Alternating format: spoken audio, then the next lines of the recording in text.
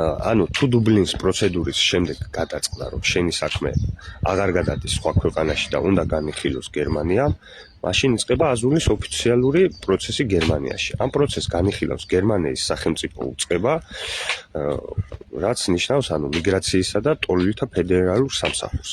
პირველ ეტაპზე შენი საქმე ოფიციალურად იხსნება და იწყება განხილვა. ამის შემდეგ ჩვეულებრივ მოდის წერილი, სადაც გიწვევენ ინტერვიუზე.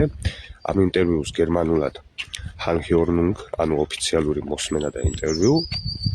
ეს არის ძალიან მნიშვნელოვანი ეტაპი, რადგან სწორედ აქ უნდა ახსნა დეტალურად, რატომ დატოვე შენი ქვეყანა, რა საფრთხე გქონდა და რატომ ითხოვ თავშესაფარს გერმანიაში. ინტერვიუს შემდეგ შანსი შემდეგ შენი საქმე განიხილება და გარკვეული დროის შემდეგ მოდის ოფიციალური პასუხი. ამ გადაწყვეტილებას გერმანულად ეძახიან Bescheid, ანუ ოფიციალური გადაწყვეტილება.